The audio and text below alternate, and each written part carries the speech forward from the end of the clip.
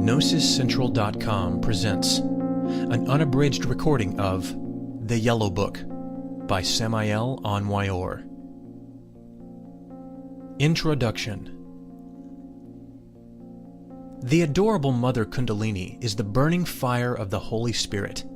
She is Mary, Maya, Isis, Adonia, Insoherta, Rhea, Sihilis, etc., etc., etc.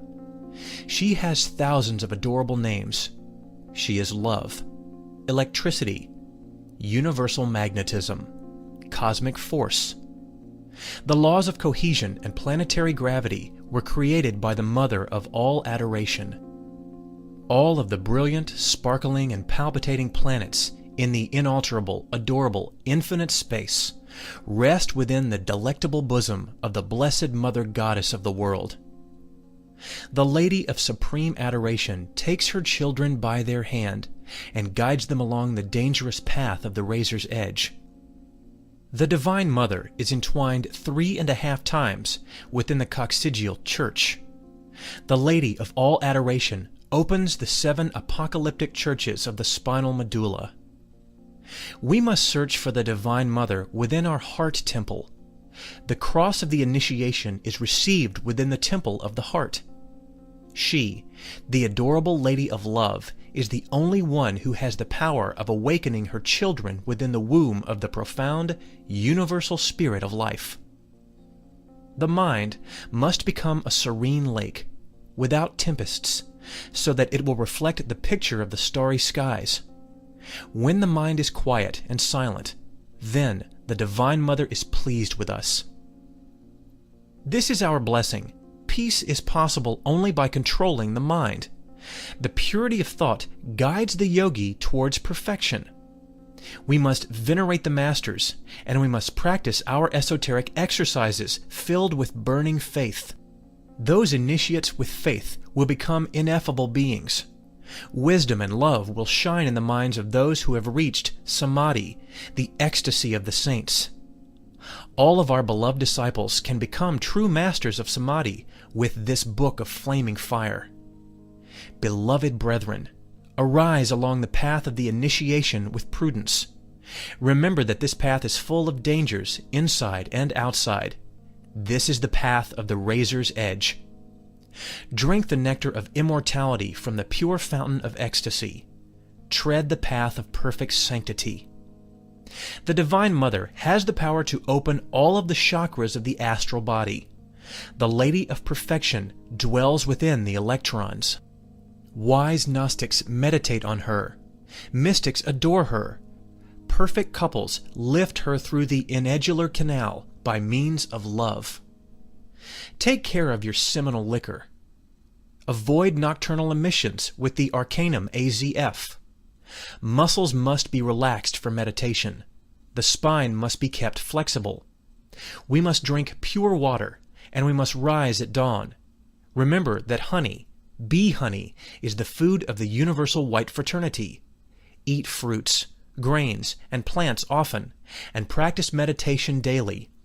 Remember that meditation is the daily bread of the wise. The Yellow Book is a book of absolutely practical transcendental occultism. Beloved brethren, here you have the yoga that is required for this new Aquarian era. Be gentle in order to listen, merciful in order to judge.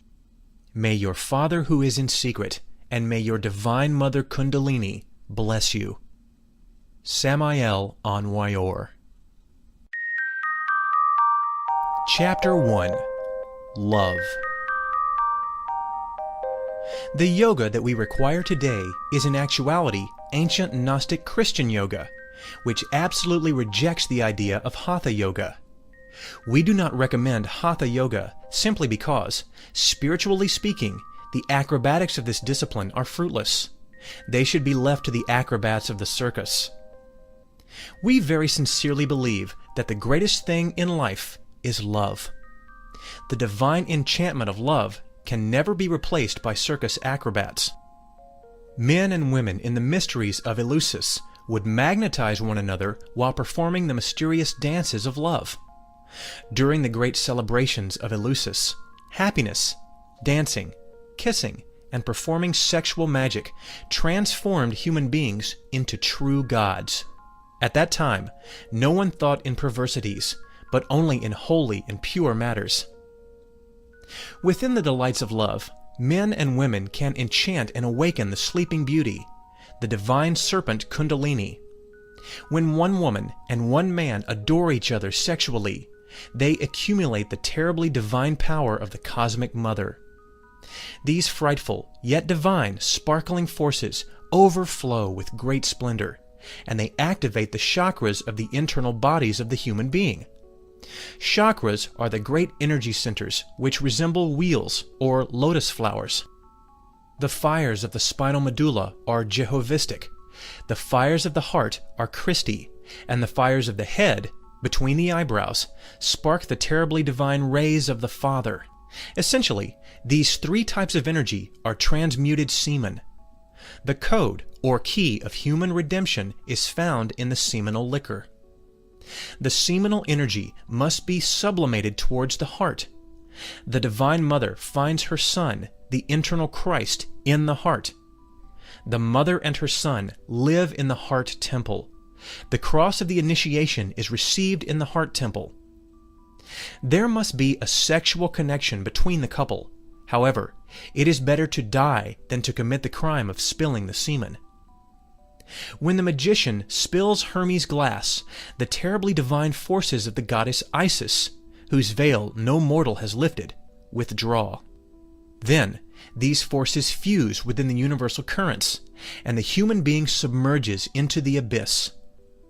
The tremendous mantra, E, A, O, synthesizes the science of the arcanum AZF. This mantra should be vocalized during the beloved ecstasy of sexual magic. E, igneous, fire. A, aqua, water. O, origo, principal spirit. The line fecundates the waters of life in order to give birth to the Son of Man. The Son of Man is always the son of one man and one woman. When they adore each other and perform the arcanum AZF, they are inevitably converted into gods. We should cultivate happiness, music, and flowers in our homes. The couple must forgive one another, for they have many human defects. Nobody is perfect. The couple must mutually forgive their very human errors. Love is not guilty of the discords between the lovers who adore each other. Discord belongs to the psychological I, Satan. Gnostic Christian yoga is composed of love, music, dance, perfumes, kisses, adoration, pranayama, meditation, illumination, wisdom, and happiness. This modern yoga follows Christ and adores the woman. The times in which the anchorites were tortured by Hatha Yoga have passed. Now the modern male and female yogis can be loving and adoring. Love is ineffable. Love is terribly divine. Chapter 2. The Kundalini. The Kundalini is the primordial energy enclosed within the Church of Ephesus. This Church of the Apocalypse, Revelation, is a magnetic center located 2 fingers above the anus and 2 fingers below the genitals, centered between the anus and the genitals. The Kundalini is the igneous serpent of our magical powers. This sacred serpent, which is coiled 3 1/2 times, is dormant inside the Church of Ephesus. The Kundalini is the Divine Mother. The Kundalini is the Pentecostal fire. The sanctuary of the Divine Mother is located in the heart. The Kundalini develops, evolves, and progresses within the aura of Maha Kohan, the Cosmic Mother, the Holy Spirit, the third Logos. The fires of the spinal medulla are Jehovistic. The fires of the heart are Christic. The fires of the head, between the eyebrows, spark the terribly divine rays of the Father. The ascent of the sacred serpent through the medullary channel is controlled by the fires of the heart. The Kundalini evolves and progresses according to the merits of the heart. The Kundalini must ascend towards the brain. Then it must proceed towards the sacred sanctuary of the heart. The Kundalini dwells within the electrons. Sages meditate on the Kundalini. Devotees adore and worship the Kundalini in their homes of perfection. When the solar and lunar atoms unite, we drink the nectar of immortality, because the Kundalini has awoken. The solar and lunar atoms unite in the Triveni, which is located near the coccyx. Then, by way of electric induction, the union of these atoms awake the Kundalini. The Kundalini awakens with sexual magic combined with pranayama, concentration, meditation, profound devotion, willpower, comprehension, and sacred mantras. The awakening of the Kundalini can be assisted with the actions of a master of major mysteries of the White Brotherhood, or by the grace of the Divine Mother, if it is her will. The Kundalini cannot be awakened if the yogi spills the semen. The ascent of the Kundalini through the medullary channel is a very slow and difficult process. The path of the igneous serpent, from one vertebra to another, signifies terrible ordeals, trials, frightful sacrifices, and supreme purification. We must not only kill desire, but moreover, we must kill the very shadow of desire. Our motto is thelema, willpower. When the Kundalini reaches the pineal gland, which is situated in the upper part of the brain, we obtain perfect ecstasy. We must be made aware of the fact that even though the Kundalini has the form of a serpent, in front of the devotee, it can also take the form of the Divine Mother Isis, Rhea, Sibylis, Mary, etc., etc. When the Kundalini awakens, the devotee sees marvelous visions and hears multiple sounds. When the Kundalini awakens, it develops all of the powers of the soul.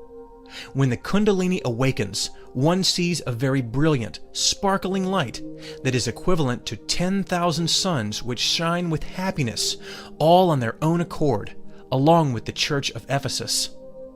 If the devotee spills the semen after having initiated the ascension of his Kundalini through his medullary canal, then the Kundalini descends one or more vertebra, according to the extent of the fault.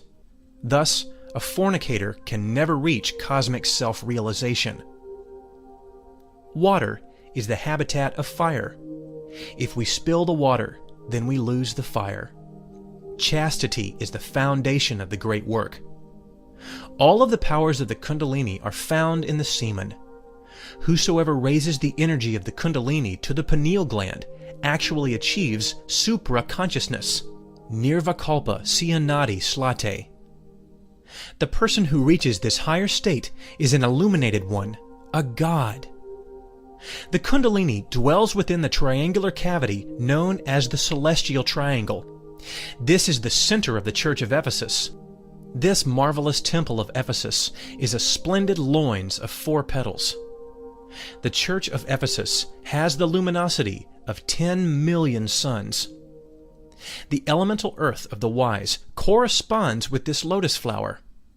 When the sacred serpent opens the Church of Ephesus, powers over the elemental creatures that live in the womb of the earth are then granted to us. We can then have control over the earthquakes. When the serpent ascends to the height of the prostate, uterus, the Church of Smyrna is opened. This chakra has 6 petals and confers the powers of creation. Creation is not possible without the prostatic chakra. The immortal Babaji, the yogi Christ from India, whose physical body has existed for millions of years, which are lost in the night of time, is the supreme rector of the prostatic chakra. Babaji drives all life and has the power to create and create again. The elemental waters of the wise, ins seminis, is the element of this chakra. Whosoever opens the Church of Smyrna has the power to control the waters and tempests. When the Kundalini rises to the region of the navel, it confers the power to control the fires of volcanoes. The Church of Pergamum is located in this region of the navel. This chakra has 10 petals. The elemental fire of the wise is the element of this chakra. When the Kundalini reaches the heart, it opens the chakra of Thyrea. This confers to us the power to work over the 4 winds. The lotus of the heart has 12 petals, and its element is the elemental air of the wise. Whosoever wants to learn how to enter into the suprasensible worlds with the physical body must awaken the chakra of the heart. This is what is known as Jinn Science. Then indeed, the human body can leave the physical plane and enter into the suprasensible worlds. When the sacred serpent reaches the heart, it opens the church of Thyatira and transforms us into intuitive human beings.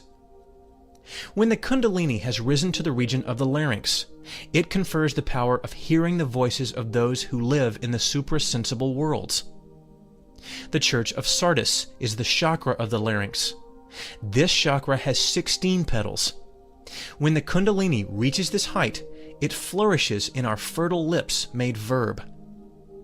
When the Kundalini reaches the midbrow, it opens the church of Philadelphia. The point between the eyebrows is known as the eye of wisdom. The Father dwells in this magnetic center. The chakra of this midbrow has 2 petals and is the throne of the mind. When the mind matter is transformed into Christic mind, we attain the mantle of the Buddhas and the eye of Shiva. Anyone who awakens this chakra becomes clairvoyant. When the Kundalini reaches the pineal gland, it opens the church of Laodicea. This chakra has 1,000 splendid, sparkling petals. This is the crown that shines like an aura of light upon the head of the saints. The atom of the Holy Spirit exists in the pineal gland. It is in this church that we attain the white dove of the Holy Spirit, and we fill ourselves with illumination, wisdom, and omniscience. In the church of Ephesus, we conquer the earth. In the church of Smyrna, we conquer the water. In the church of Pergamum, we conquer the fire. In the church of Thyatira, we conquer the air. In the church of Sardis, we conquer the akashic fluids. In the church of Philadelphia, we conquer the mind. In the church of Laodicea, we conquer the light. This is how we become kings and queens and priests and priestesses of nature in accordance to the order of Melchizedek. The atom of the Father is found in the magnetic center of the root of the nose. The atom of the Son is found in the pituitary gland, and the atom of the Holy Spirit is found in the pineal gland. Chapter 3. The Two Witnesses. The 2 witnesses, which are entwined around the spinal medulla, form the Holy 8. These 2 witnesses, entwined around the dorsal spine, form the caduceus of Mercury. The 2 sympathetic cords are situated at the right and the left of the spinal medulla. The 2 witnesses rise, alternating from left to right, until they form a marvelous knot in the space situated between the 2 brows. Then they proceed till the nostrils. The sympathetic cord that proceeds from the right side rises and ends on the left side, and vice versa. The cord that is proceeding from the left side is cold. The cord that is proceeding from the right side is hot. The cold is lunar, the hot is solar. Through these 2 sympathetic cords, the solar and lunar atoms of our seminal system rise until they reach the brain. When the solar and lunar atoms come into contact with the coccyx, then the Kundalini inevitably awakes. The medullary canal has an interior orifice that is normally closed among common and current people. The seminal steams uncover this orifice in order for the Kundalini to enter through it. In Gnostic Christian yoga, there is a special exercise that is practiced in order to open this orifice rapidly. This exercise is known as Pranayama. When the Kundalini rises victoriously from chakra to chakra, It unties the knots and impediments that oppose its ascension. It is necessary to warn the Gnostic brothers and sisters of the importance of polarizing the sacred fire of Kundalini. Some devotees enjoy sexual passion daily, even when they do not spill the semen. The result of such acts is that they polarize the fire within the chakras, which are situated in the lower abdomen. This is how they lose the happiness of enjoying the lotus of 1,000 petals, the Church of Laodicea. The lotus of 1,000 petals is the diamond eye that grants us the perfect ecstasy and the ineffable happiness of the human gods. The Church of Laodicea gives us the power to consciously project, in spirit and in truth, in order to travel within the regions of nirvana. Whosoever raises the serpent over the staff must be chaste in thought, word, and action. We must practice internal meditation daily. It is also essential that we do not consume alcohol. We must be always clean, always tidy, always pure. The two witnesses have the power to awaken the Kundalini. These are the 2 olive trees and the 2 candlesticks standing before the God of the earth. And if any man will hurt them, fire proceedeth of out their mouth, and devoureth their enemies. And if any man will hurt them, he must in this manner be killed. These have power to shut heaven, that it rain nor in the days of their prophecy, and have power over waters to turn them to blood, and to smite the earth with all plagues as often as they will. Revelation 11:4-6. Those who are working with the Kundalini must have an unbroken faith in the Divine Mother. She leads her devotees by the hand. She leads her children from chakra to chakra. She is the one who assists Gnostic students and teaches, approves, and prepares them, so that they can self-realize themselves. Every devotee must beseech his Divine Mother, so that she can grant him the sacred fire. Then, after the advent of the fire, every devotee must meditate on his Divine Mother daily. The Divine Mother will teach her devotees. She will take them by the hand and guide them along the difficult path of the razor's edge. This path is full of hazards from within and without. The Swami Savananda gives us a useful prayer for meditation on our Divine Mother. This prayer is as follows. O Divine Mother, I am all yours. You are my only refuge and support. Protect me, guide me, have pity on me. You must know, O brothers and sisters, that the Divine Mother always responds.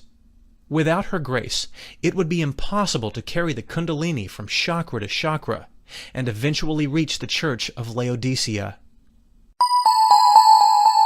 Chapter 4. Mantric Song for the Awakening of the Kundalini. There are sacred mantras that have the power to awaken the Kundalini. The angel Arak, angel of command, taught us the most powerful mantric song that exists in the entire universe for the awakening of the Kundalini. When the angel sang this sweet and touching song, we were filled with ecstasy. The angel then invited us to follow his example, and we sang the mantric song, which is written as follows. Kandil, Bandil. The mantric song is sung as follows. Kan, resounding voice. Dil, decreasing voice. Ban, resounding voice. Dil, decreasing voice. And the R is rolled. The letter R should be vocalized as if imitating the sound of a high-pitched motor, but with the sweetness of a child's voice. Brothers and sisters, this is how the song of Kundalini is sung. All of those who are working with the Kundalini must not forget the letter S. You must know, beloved brethren, that the letter S has the power to transmute the seminal liquor into distinct energetic values.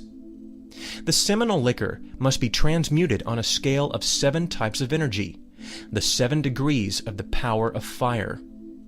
The letter S must be pronounced like a very fine and affable whistle. We must bring the teeth together in order to make a fine and delicate whistle. We must use this subtle voice. The yogi must learn how to intone and modulate. The yogi must have Hermes glass hermetically closed, because the yogi who suffers from nocturnal emissions, or who fornicates daily or constantly, is like a person who wants to fill a bottomless pitcher or barrel. Therefore, the yogi must transmute the seminal liquor into 7 types of energy. The letter S has the power to transmute the seminal liquor on a scale of 7 types of energy. The Kriya of Babaji, the Yogi Christ from India, teaches the power of the letter S, the sweet, affable whistle, the still, small voice, which Elijah heard in the cave, Kings 19:11-13, is behind this very fine whistle that the yogi pronounces. The still, small voice is an even finer whistle. When the sound of this whistle reaches the cerebellum, it gives the yogi the power to instantaneously project with his astral body. This is why the devotees who are working with the Kundalini must always practice with the letter S. The letter S transmutes the seminal liquor into the sacred fires of Kundalini when it is pronounced as a very fine whistle, as follows.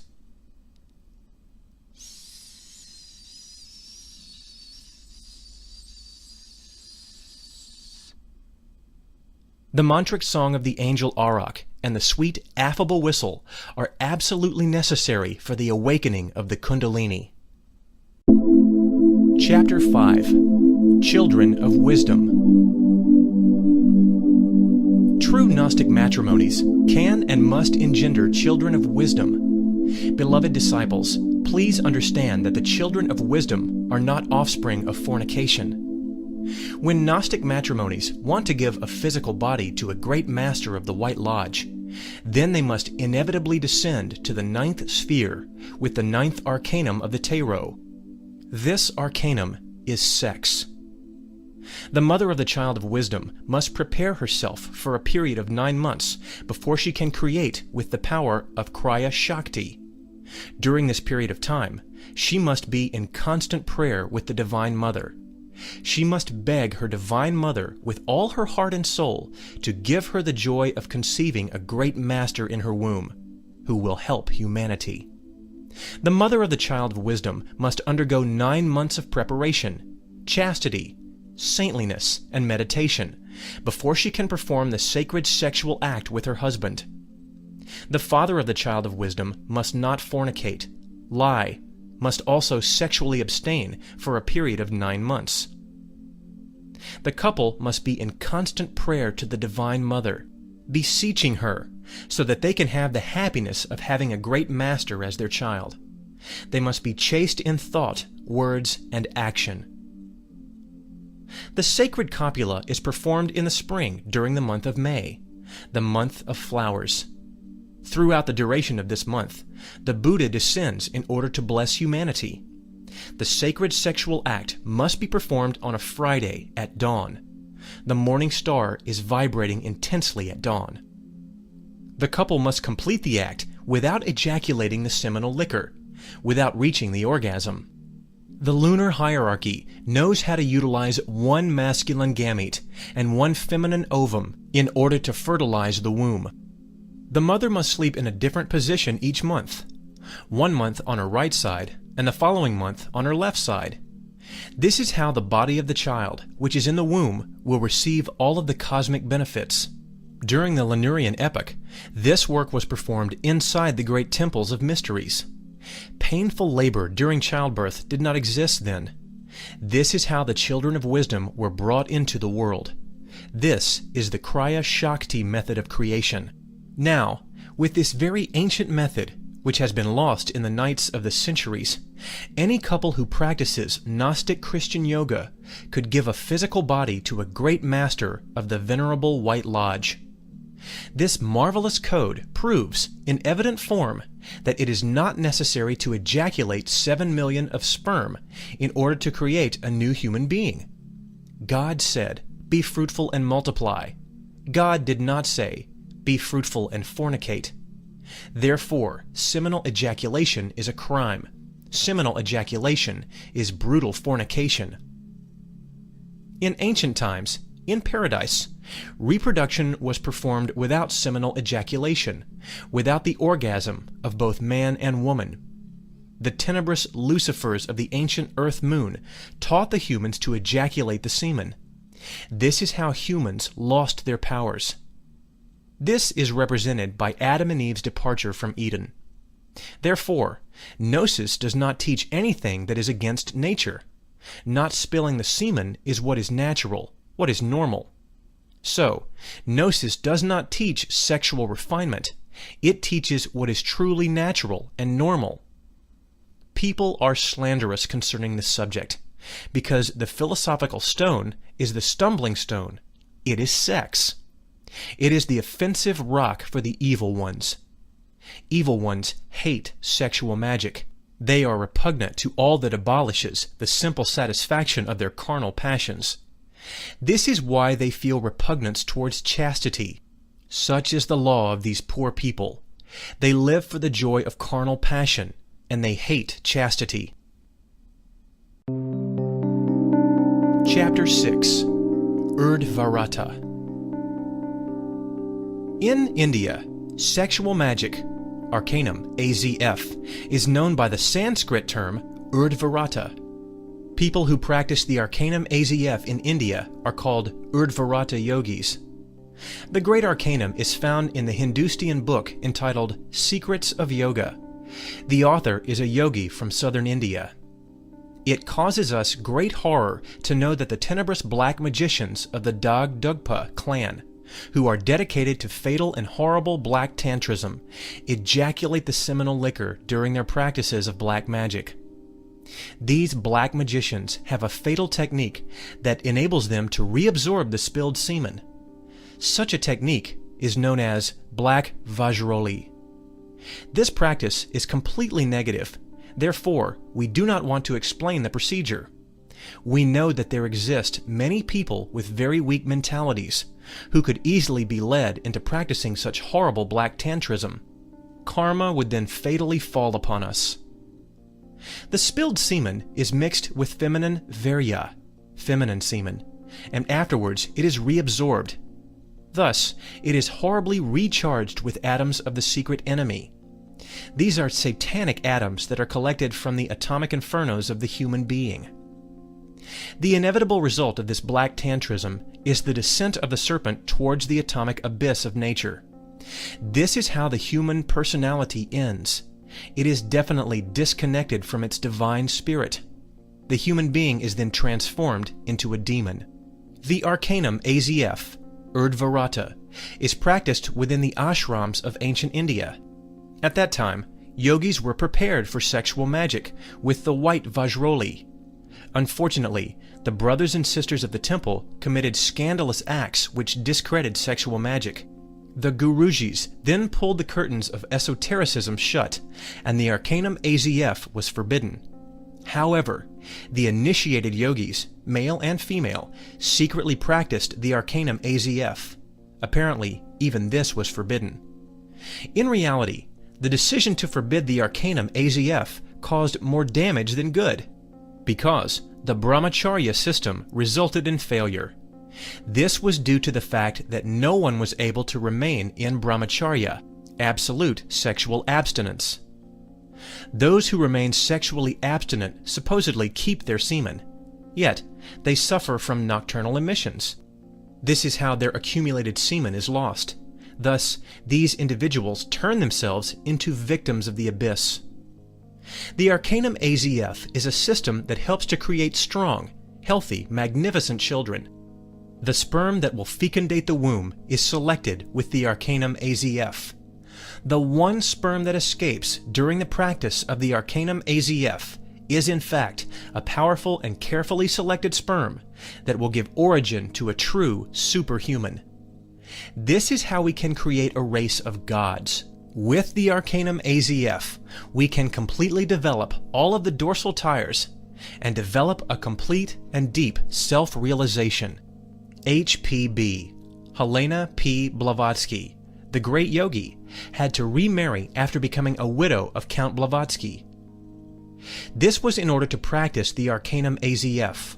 Only thus could she gain the development of the 49 fires. The yogi avatar, Lahiri Mahasala, was initiated by Babaji when he was married. This is how the yogi avatar achieved his self-realization. The Gurujis of the ashrams must pay karma for not having spoken clearly when it was necessary to do so. Nothing was gained by the veiling of the sanctuary. It would have been better if they had the courage to speak clearly. When the phallus and the uterus are united, we find the code of the Arcanum AZF. It is essential for each individual to withdraw from the sexual act without spilling the semen, without reaching the orgasm. Do not ever in life spill Hermes' glass. With this method, we can convert ourselves into terribly divine gods. Our motto is Thelema, willpower. With the Urdhvarata, we awaken and develop the Kundalini completely. Chapter 7. The Cosmic Mother. God does not have any figure. God is coessential with the abstract absolute space. God is that. God has two aspects, wisdom and love. As wisdom, God is the Father. As love, God is the Mother. Christ is the Son of God. Christ is not an individual, but an army, the army of the voice, the verb. Before the dawn of the new cosmic day, Father, Mother, and the Son were one. That. God, as Father, resides in the eye of wisdom. This eye is situated between the eyebrows. God, as Mother, resides in the temple of the heart. Wisdom and love are the two principal columns of the Great White Lodge.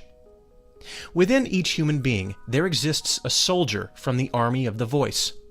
This soldier is the internal Christ who exists in every man who comes into the world. The human being with 7 bodies is just the sinning shadow of the soldier from the army of the voice. We must incarnate the solar man, the inner Christ. The Divine Mother helps us. Ask, and it shall be given you. Seek, and ye shall find. Knock, and it shall be opened unto you. Luke 11, verse 9. God is love, is Isis, whose veil no mortal has lifted. Who would lift the terribly divine veil? Woe to the profaner and profaners who attempt to lift the veil of Isis. When the devotee beseeches his Divine Mother, he must be sleepy and submerge in profound inner meditation. The true devotee does not rise from his bed, nor does he eat or drink, until he receives the answer from his Divine Mother. The Cosmic Mother has no form, but will take any form in order to answer the supplicant. She can present herself in the form of Isis, Rika, Cihelis, Tonantzin, Mary, etc. When the Divine Mother has given her answer to the devotee, she then disintegrates her form instantaneously, because she no longer needs it. The Divine Mother is not a woman, nor is she an individual. She, in fact, is an unknown substance. Any form that she takes disintegrates afterwards. That is love. God the Mother is love. God the Mother adores us and loves us terribly.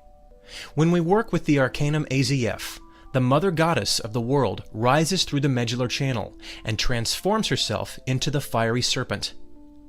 The Mother Goddess of the world is Devi Kundalini.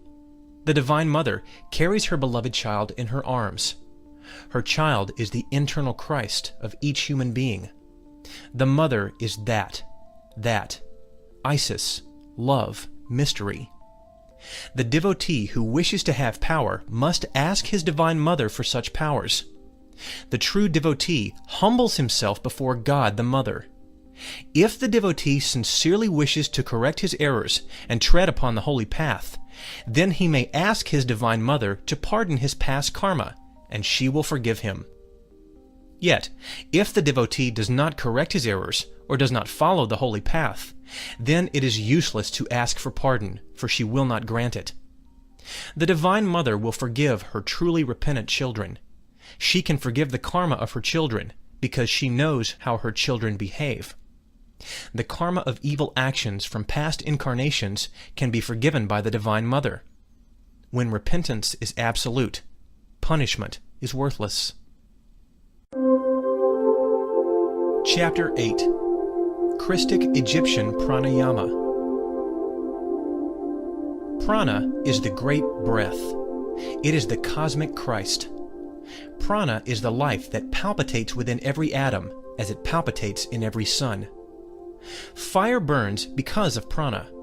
Water flows because of prana. Wind blows because of prana. The sun exists because of prana. The life we have is prana.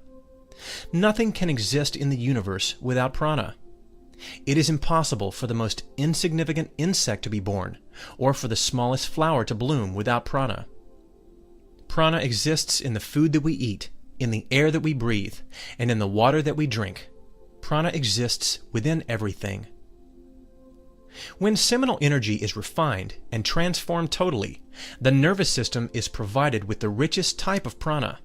This rich prana is deposited within the brain in the form of wine of light, pure Christic energy. An intimate connection exists between the mind, the prana, and the semen. We can gain domination over the mind and prana by controlling the seminal energy with the force of willpower. Those persons who spill the semen can never gain control over their mind, let alone prana.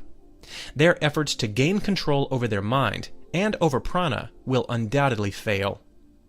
People who gain sexual control also gain control over their minds and control over their prana. These type of human beings reach the true liberation. These type of human beings attain the elixir of long life. All of those immortal beings who live with the divine Christ Babaji, yogi of India, conserve their physical bodies for thousands of years. Death cannot do anything against them. These beings attained supreme chastity. This is how they achieved control of the mind and prana. Prana is the universal energy. It is life, light, and joy. The principal objective of the practice of pranayama is to obtain the union of solar atoms and lunar atoms, which are found within the seminal system, and consequently to awaken the Kundalini. Esoteric exercise of pranayama for men. 1. The disciple places himself in a chair or on the floor with his face directed towards the east. 2. With complete devotion and sincerity, the disciple prays to his Divine Mother that she might awaken him, awaken his Kundalini. 3. The chest, neck, and head should be in a straight or vertical line. Do not lean your body to the side, nor to the front, nor to the back. The palms of the hands should rest on your legs in a very neutral form. 4. The mind of the disciple should be directed towards his innermost, his Divine Mother, loving her, adoring her. 5. Close your eyes so that the matters from the physical world do not distract you. 6. Cover or close the right nostril with the thumb of your right hand, vocalizing mentally the mantra Ton. At the same time, inhale slowly through the cavity of the left nostril. 7. Now, close the left nostril with the index finger of your right hand. Hold your breath. Retain your breath. Mentally send the prana to the temple of Ephesus, chakra situated in the coccyx, the small bone at the lower extremity of the spinal column, to awaken Kundalini, and pronounced mentally the mantra Sa. 8. Exhale now, slowly from the right nostril, vocalizing mentally the mantra Hum. 9. Now close the left nostril with the index finger. 10. Inhale the life, the prana, through the right nostril, vocalizing mentally the mantra Ton. Close both of your nostrils with the index finger and the thumb, and retain the breath and vocalize mentally the mantra Ra. Send the prana to the magnetic center of the coccyx in order to awaken the Kundalini. 11. Exhale slowly through the left nostril, vocalizing mentally the mantra Hum. 12. This constitutes one complete pranayama. 13. Repeat this complete process 6 more times, twice a day at dusk and dawn. 14. The devotee will kneel on the ground. 15. Once he is on the ground, the devotee places the palms of his hands on the floor, the thumbs of the 2 hands together. 16. Prostrated on the ground with his body inclined forward, with his head facing the east, and filled with supreme veneration, he then places his forehead on his hands in Egyptian style. 17. Next, the disciple, with his powerful creative word, vocalizes the mantra Ra, the mantra of the Egyptians. This mantra, Ra, is vocalized by prolonging the sound of its 2 letters as follows. Ra.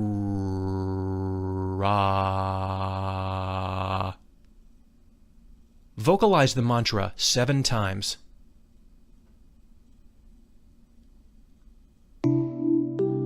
Esoteric exercise of pranayama for women. 1.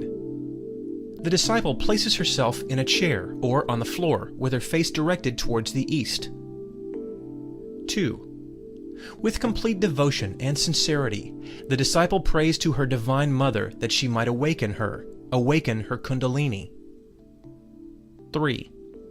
The chest, neck, and head should be in a straight or vertical line.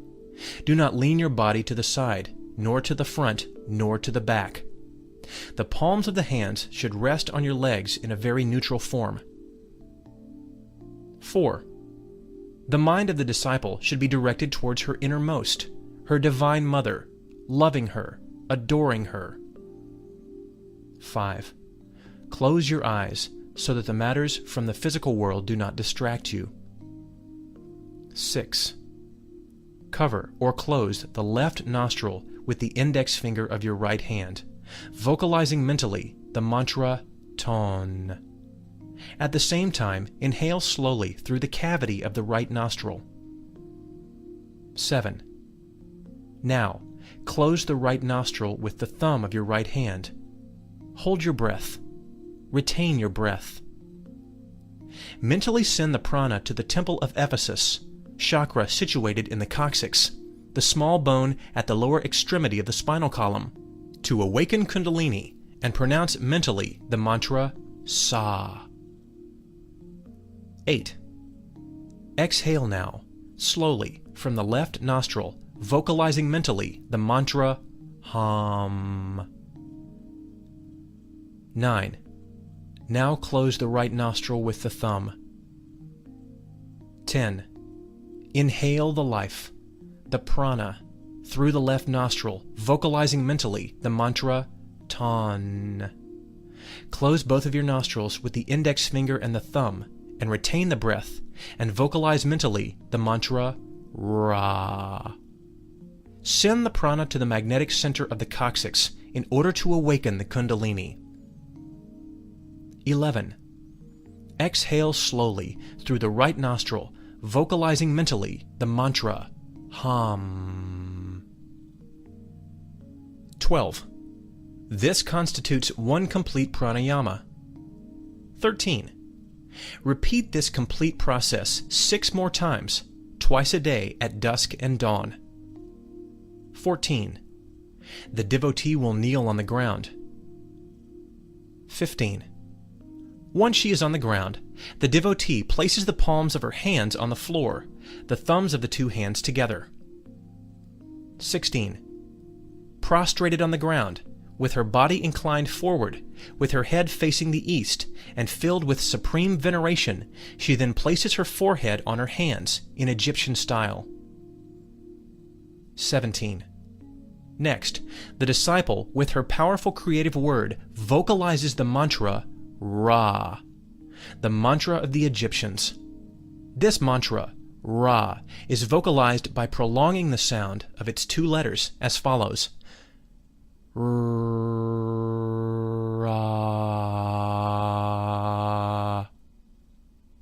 Vocalize the mantra 7 times. The preceding are all the steps of Egyptian pranayama.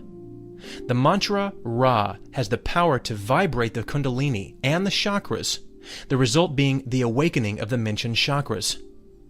The mantras of pranayama are Ton, Sa, Hum, Ton, Ra, Hum. With this pranayama, the Kundalini can be awakened. With pranayama, we can come out of the darkness and become illuminated. With this pranayama, we can disintegrate laziness and dullness. Prana is related to the mind. The mind is the vehicle of willpower. Willpower must obey the great soul of the word. Our internal vehicles must be controlled by pranayama. Prana is life. The right nasal cavity, nostril, is solar. The left nasal cavity is lunar. The two witnesses of the Book of Revelation are related to the nasal cavities. The two witnesses are a pair of nervous cords. The testicles, or ovaries, are united with the nasal cavities through these two nervous cords. We can say that the two cords begin in the testicles, or ovaries. The two testicles are the two oceans of life. Moses found his master between the two oceans. In this chapter, we have taught Egyptian pranayama for the devotees of the Occidental world. Those who want to awaken their Kundalini must persevere in pranayama and sexual magic daily throughout their entire life. The room for the practice of pranayama must not be humid, poorly ventilated, or unclean. The room should be pure, clean, and neat. Pranayama can be practiced in the country, in the mountains, and on the shores of lakes, rivers, and seas. With pranayama, we transmute the sexual energy into Christic energy. With pranayama and sexual magic, we awaken the Kundalini and the chakras completely. Pranayama is a system of sexual transmutation for single persons. Chapter 9. Sexual Transmutation for Single People. Yoga defines union with God. No one can achieve the union with the Beloved One unless the Kundalini has previously been awakened. No living being can awaken the positive powers of Kundalini unless supreme chastity has been reached. It is indispensable that we wash our feet with the waters of renunciation. Strive to enter in at the straight gale. For many, I say to you, will seek to enter in and shall not be able. Luke 13, verse 24.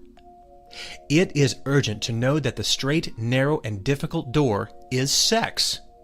We departed from Eden through the door of sex, and only through this door may we re-enter into Eden.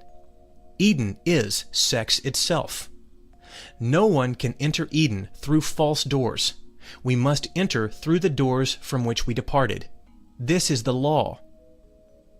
The students of occultism who, for one reason or another, cannot practice with the Arcanum AZF must know the science of sexual transmutation in depth. There exists a secret key, and with its help a single devotee can open the ark of science. Practice of sexual transmutation for single people. First position. The devotee of the path must imitate the position of the toad while situated on the floor. Second position. The devotees must lie down on their back, on the bed, or on the floor, with their trunk or midsection elevated higher than the head. They must then inhale and inflate their lungs as if they were an angry toad.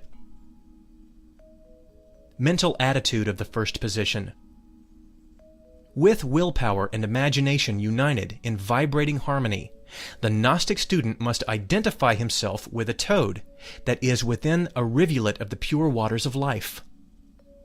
He must also join his willpower and imagination in order to make his sexual energy rise from his sexual organs to the sacred chalice of the brain. The Gnostic student must raise his seminal energy through the two sympathetic cords that are entwined around the spinal medulla. They form the famous caduceus of Mercury. Mental attitude of the second position. With willpower and imagination united in vibrating harmony, the Gnostic student must inflate himself as the toad does. This is possible only with a deep breath. During the inhalation of the vital air, we must imagine that the seminal energy is ascending through the two sympathetic cords that are marvelously entwined around the spinal medulla. The marvelous seminal energy must be directed towards the brain, then directed towards the heart. We must then exhale the vital air, placing the energy in the temple of the heart. Our motto is thelema, willpower. Mantra of this practice. Imitate the song of the toad. The mysterious croak of the toad is the song. It is the mantra. Origin of this practice. The Divine Cosmic Mother gave this marvelous key of the Ark of Science to the Gnostic brethren. The Divine Mother cares for all of her children. The toad that is upon the immaculate lotus flower within the pure waters of life is an archaic sexual symbol of the pharaohs of ancient Egypt. Chapter 10. Order and Esoteric Discipline. The Gnostic must be temperate. He must not slander people. He should not be gluttonous or lazy. As a rule, the Gnostic must retire to the bedroom at 10 p.m. daily in order to practice internal meditation. The Gnostic must rise at dawn in order to practice all of his esoteric exercises. The Gnostic must be clean, tidy, decent, honest, and upright person. He should always be punctual and happy, never angry with anyone, nor should he be against anyone in any way. The devotee should shower or wash himself daily, and he should dress presentably. The Gnostic who never washes himself, or is in great disorder, causes damage to humanity in such a way that with his bad taste may drive people away from the Gnostic studies. For example, people may say, if this is what Gnostics are like, I don't want to enter into these studies. I don't want to degenerate myself, etc. The Gnostic must not be a fanatic. We must study everything to reject the useless and accept the useful. Gnosis is not against any religion, school, order, or sect. We have fought for the moral purification of many religions, schools, orders, and sects. We have never been against any religion, school, or sect. We know that humanity is divided into groups, and that each group needs its own system of particular instruction. All religions, schools, orders, and sects are precious pearls that are strung on the golden thread of divinity. We must build churches in order to serve all religions without distinction of names or creeds. Truly, all religions are ineffable and divine. All religions, schools, orders, and sects are necessary. Religious jealousy is equivalent to passionate jealousy. It is a shame to be religiously jealous. The Gnostic brother or sister must overcome such jealousy, for it is a very vulgar passion. The Gnostic movement is structured for people of all religions, schools, orders, and sects. Nexroneuritis is a very terrible sickness of the soul. In this epoch, people have become neurotic. Neurosis is satanic. We must cultivate sweetness, patience, and love. We must educate our children with wisdom and love. We must cultivate in our homes happiness, sweetness, and love, because we must know that neurosis damages the lotus flowers of the soul. We must teach our children with examples. We should always be happy and joyous. Gnostic homes should be sanctuaries of love and happiness. Neurotic shouts and screams, weeping and crying destroy happiness. Thus, the white dove of love leaves the heart forever. This is the disgrace of many homes.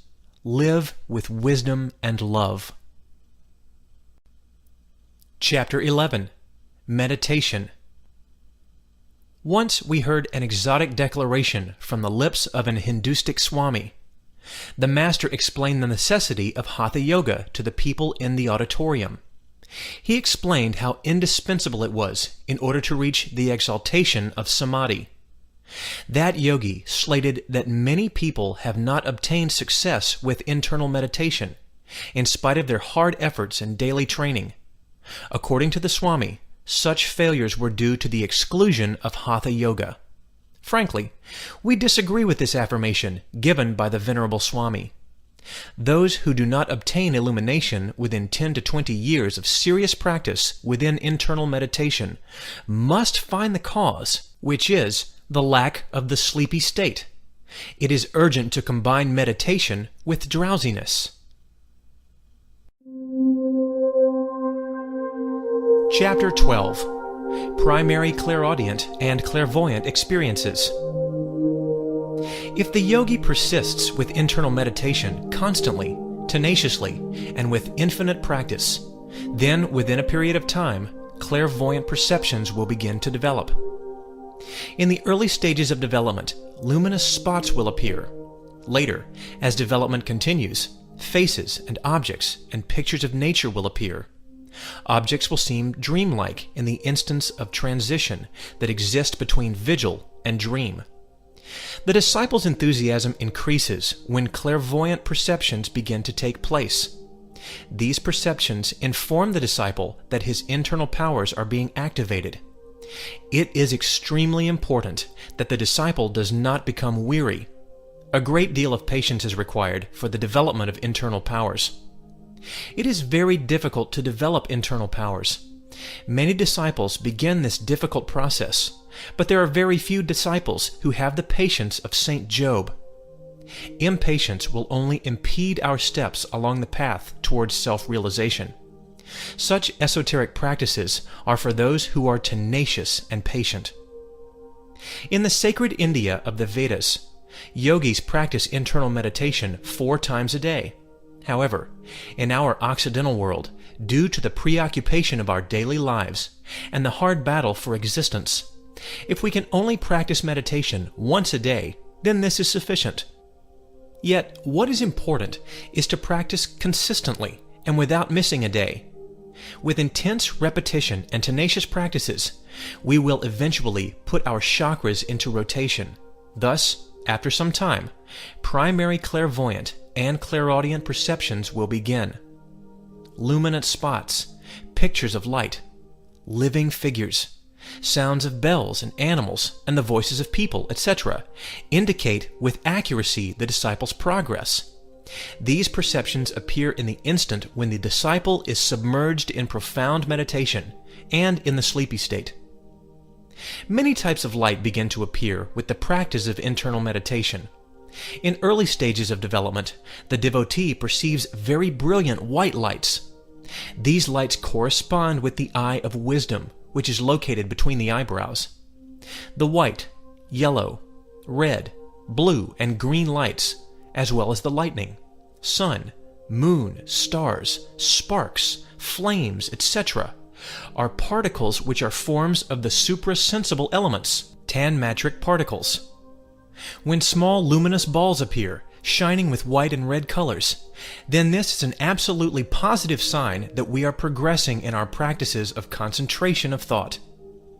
There will be an instant in which the devotee will see angels, archangels, thrones, potentates, virtues, etc. The student may also see within the dreams in meditation grand temples, rivers, valleys, mountains, and beautiful enchanted gardens. Commonly, during the practice of meditation, certain strange sensations occur that may fill the devotee with fear. One of these sensations is an electric shock in the chakra of the coccyx. Also, the lotus of 1,000 petals, which is situated in the upper part of the brain, will feel electric sensations. The devotee must defeat this fear if he wants to progress in the development of his internal powers.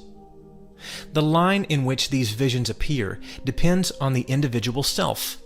Some students have these visions within a few days of practice. Others begin to have these visions after 6 months of daily exercises.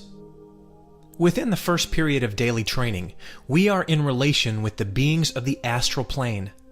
Within the second period of esoteric training, we are in relation with the beings of the mental plane. Within the third period of esoteric training, we are in relation with the beings of the purely spiritual plane. We then begin to convert ourselves into competent investigators of the superior worlds. The devotee who has begun to experience his initial perceptions in the superior worlds must, in the beginning, be like a garden that is sealed with 7 seals. Those students who tell others about what they have experienced crumble in their studies, because the doors to the superior worlds become closed to them. One of the gravest dangers that attack the devotee is vanity and pride. The devotee fills himself with pride and vanity when he begins to perceive reality in the supra-sensible worlds. He thinks of himself as a master, yet he has not achieved the complete development of his internal powers. He then begins to judge others incorrectly, according to his incomplete clairvoyant perceptions. The result of these incorrect judgments is a great deal of karma. The devotee attracts this karma upon himself because he has become a slanderer of his neighbors. He fills the world with tears. The student that has experienced primary clairvoyant perceptions must be like a garden that is sealed with 7 seals. He must remain as such until his internal master initiates him into the great mysteries and gives him the order to speak.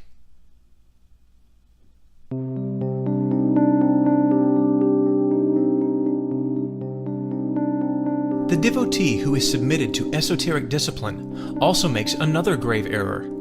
He disregards imagination. We have learned that imagination is translucent.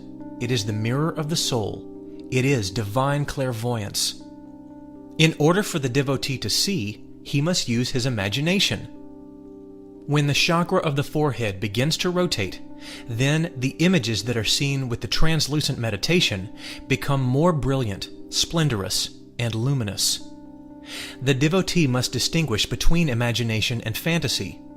Conscious imagination is positive, yet fantasy is negative and harmful for the mind because it could lead us to have hallucinations or to reach madness. Some wish to awaken their clairvoyance while disregarding imagination.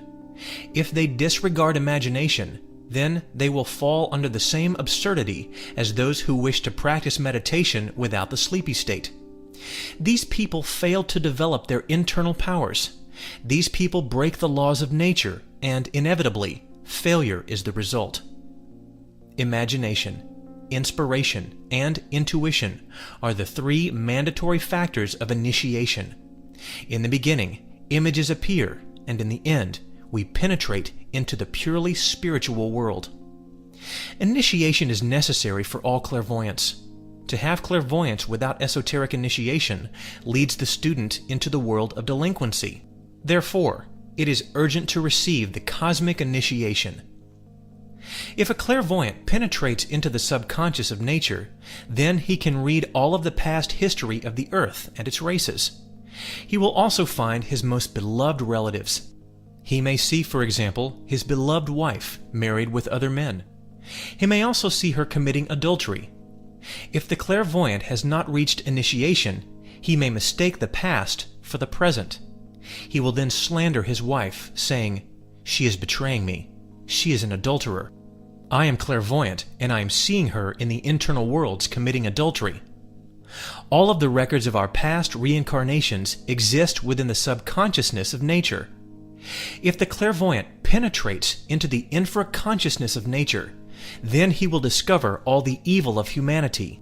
The Satan of every human being dwells within the infraconsciousness of nature.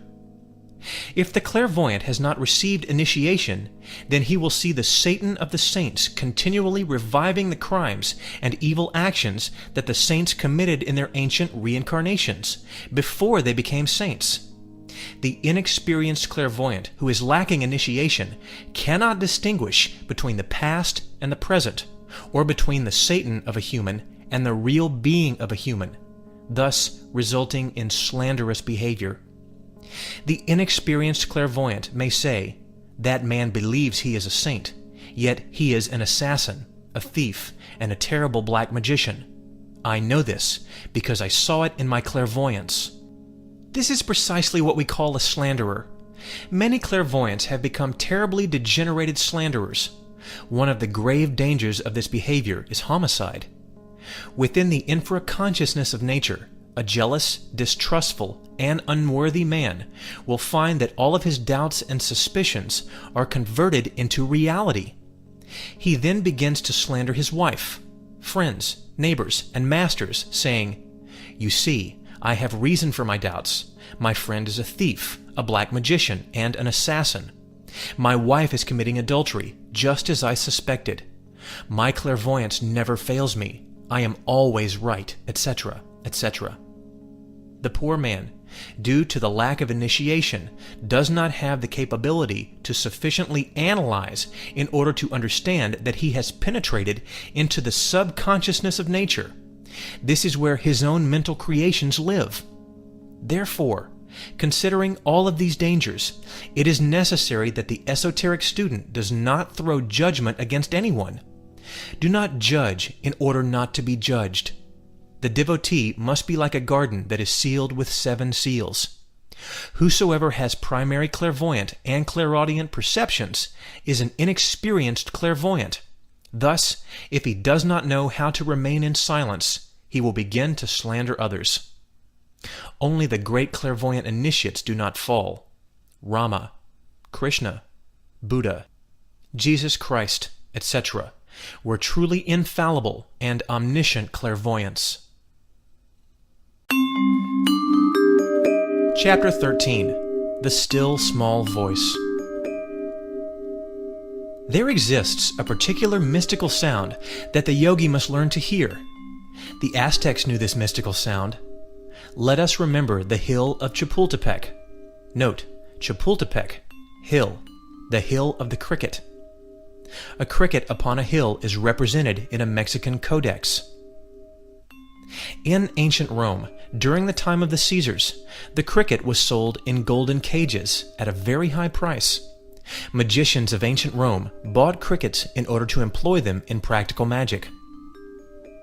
If we have the cricket close to the head of our bed when we are meditating on its beautiful song, we will hear the still small voice in the instant of slumber. This phenomenon is equivalent to the phenomenon of 2 pianos that are equally tuned. If we play, for example, the note T on either piano, the other piano will repeat the same note without the touch of the human hand. This vibratory phenomenon is very interesting, and it can be proven by anyone. This exact phenomenon also happens with the mysterious sound of the cricket. There exists in the human brain the music sound that resounds when the cricket sings. It is a matter of affinity and vibration. To nourish this little animal is not a problem. We know that the cricket feeds itself with vegetables and also with clothes found in homes. Many people are afraid of the cricket because they do not want to ruin their clothes. This animal can easily be found in the country hills. Whosoever hears the still voice can travel instantly into the astral plane at any time. If the devotee concentrates on the sound of the cricket, or if the yogi meditates on the sound of the cricket and goes to sleep while listening to the sound of the cricket, suddenly the same mystic sound, tone, or still voice will resound within his brain, and the doors of mystery will then be opened. During this instant, the Gnostic can rise from bed naturally and depart from its home in the astral body. What we are explaining must be experienced and understood in action, not in thought or with the mind. The devotee must rise from his bed naturally. Nature will act by separating the astral body from the physical body. When we are out of the physical body, we feel a very light, delightful, spiritual voluptuousness. There is nothing more pleasurable than to feel the soul detached from the physical body. In the superior worlds, we can communicate with the ineffable gods. In the superior worlds, we can study at the feet of the Master. This is how we become free of many theories. This is how we drink from the fountain of living knowledge. Every devotee must learn how to hear the still voice. The devotee can perform marvelous wonders and prodigies with this mystical sound. If the devotee wants to hear this mystical sound, his concentration must be perfect. To begin with, the student will hear many sounds, yet if he concentrates intensively on the sound of the cricket, eventually he will hear this sound and will attain victory. We inevitably attain illumination with this mystical sound. In its final synthesis, this mystical sound comes from the tranquil heart. The origin of this remote, mystical sound must be searched for within the Divine Mother. The devotee must pray constantly, beseeching his Divine Mother to give him the ability to hear the great mystical sound. With the grace of the Divine Mother, every devotee can have the joy of hearing the mystical sound that grants us the instantaneous projection of the astral body. The devotee who wishes to perform these practices with success must meditate internally until he truly feels the state of slumber. He must know that every esoteric exercise of meditation, if practiced with a lack of the sleepy state, is useless, sterile, because it damages the mind and harms the brain. Therefore, internal meditation must be intelligently combined with the sleepy state.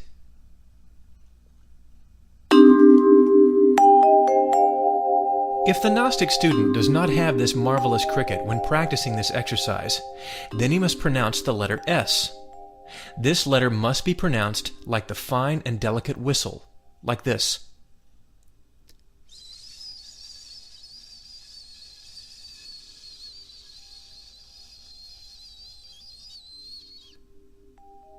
Behind this fine sound dwells the still voice that permits us to project instantaneously in astral body.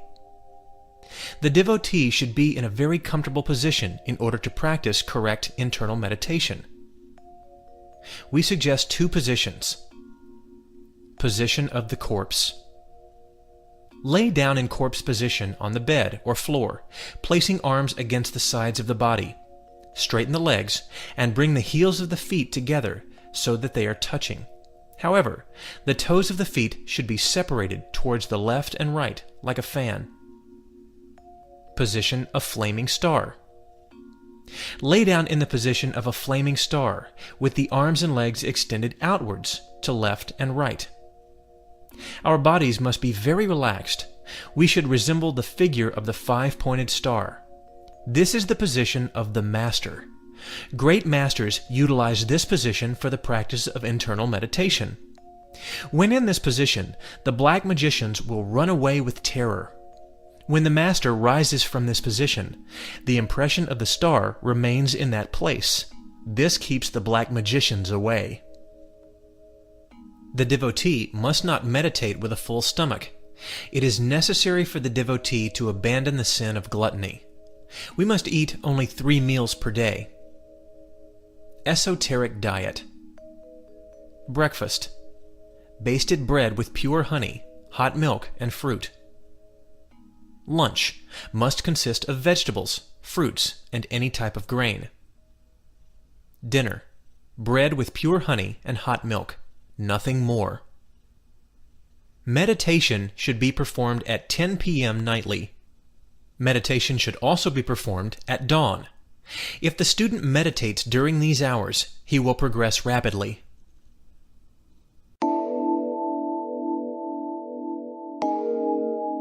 Chapter 14. Jinn State.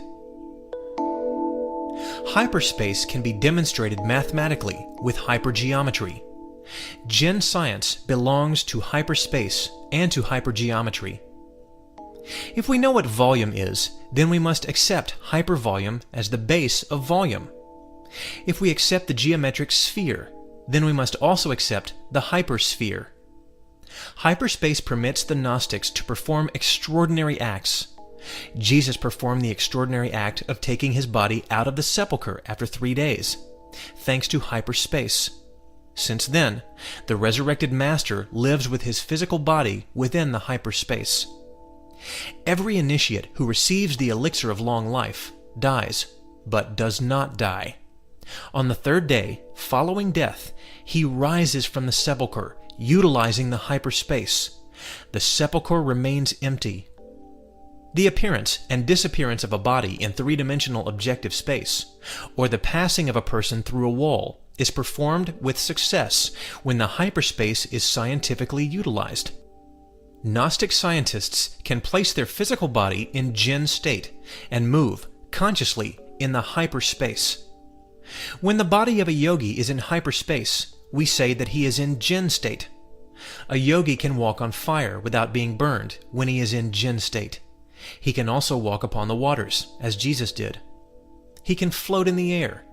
He can pass through a boulder or a wall from one side to the other without damaging his body. Jinn Science is based on hyperspace. It is a special branch of atomic physics. Ignorant people who have never studied hypergeometry deny the fact that Jinn state exists. These type of people deserve to be pitied because they are ignorant. Primitive geometry is based on the absurd hypothesis that on a plane, from one point to another, we can trace a straight parallel line, but only one line, speaking in elementary terms. The Gnostic movement rejects the Euclidean point of view, which only studies the three known dimensions. Such a point of view is totally primitive for this atomic era. The so-called unique parallel line, speaking in an absolutely spatial sense, multiplies itself within the different dimensions of the hyperspace. Therefore, it is no longer one unique line. The unique parallel of Euclid is just a sophism in order to trap ignorant people. Gnostics reject this type of sophism. The Gnostic movement cannot accept this hypothesis, which cannot be demonstrated. This hypothesis states, from a given point in our mind, we can trace a real parallel line in the visible reality, but only one line. However, the unique parallel line does not exist. The Euclidean hypothesis of the three-dimensional absolute and dogmatic space is unproved and false.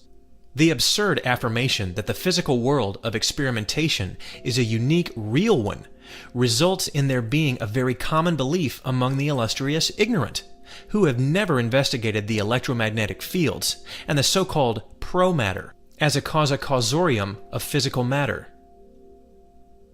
The fourth dimension is hyperspatial. Gnostics have special techniques in order to place their physical body within the hyperspace. We, the Gnostics, affirm that interplanetary infinite space is curved. We affirm that the infinite is in incessant motion. We affirm that there exist an infinite series of revolving spaces from different dimensions that mutually penetrate and co-penetrate without disorder. We affirm that all of the spaces of the infinite space have hyper-ellipsoidal form. We affirm that with the forces of the mind, the human being can place his physical body in whichever revolving hyper-ellipsoidal space he chooses. We routinely affirm that astrophysics will demonstrate to the world the existence of hyperspace. We also affirm that inside one line, hyperspatial lines exist. We affirm that the Savior of the world actually lived in the hyperspace with the same physical body that he had in the Holy Land.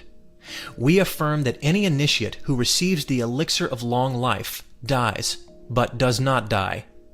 We affirm that all of those who receive the elixir of long life will rise from the sepulchre on the third day with their physical body, thus taking advantage of the opportunity that the hyperspace is granting us.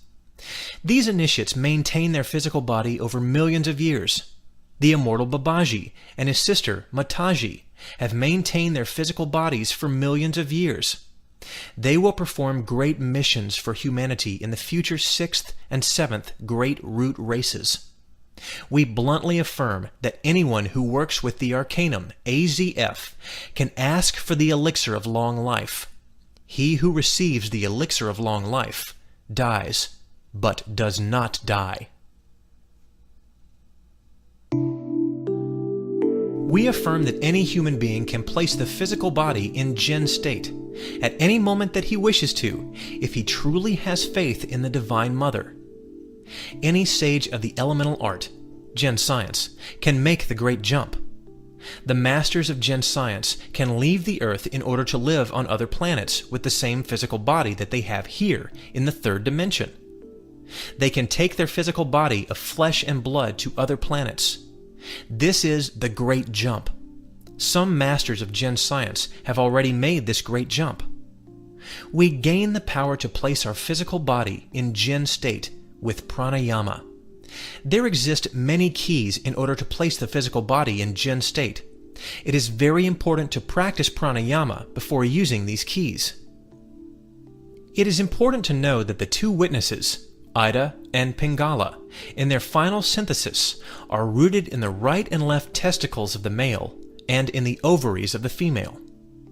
Through these two nervous canals, the solar and lunar atoms of the seminal system rise until they reach the chalice, the brain. The nostrils and the sexual organs are connected through the two witnesses. This fact invites us to reflect. Pranayama, among other purposes, is truly a system of sexual transmutation for single people. Every Gnostic must begin practicing Jinn Science, following intensive preparation in Pranayama. The great masters of yoga levitate in the air while practicing Pranayama. The only body capable of floating in the air is the body that escapes from the law of gravity. Only the body that enters the hyperspace can escape from that law. When mental force is consciously driven, the physical body can enter into the hyperspace. Jinn Science is a matter of vibration. Above and below the limited objective perceptions, there exist worlds that are located in other dimensions. With the power of thought, we can accelerate the oscillatory frequency and normal vibration of the physical body by means of certain keys of Jinn Science, which we give here. This is how we then penetrate with the physical body into the hyperspace. When scientists gain absolute control over atomic movement, then they will place any physical object into the hyperspace. The devotees of Jinn religion, prior to the practice of pranayama, must pray to their Divine Mother, beseeching her for the power to place their physical body in the Jinn state. They must practice pranayama continuously in order to conquer the Jinn state powers. The student must carefully select the key that he prefers in order to practice Jinn Science. It is absolutely urgent that the student comprehends that Jinn religion demands absolute chastity and supreme sanctity. Remember, beloved disciples, that the divine powers of Jinn Science are very sacred. These powers can be utilized in order to cure and heal sick people from afar.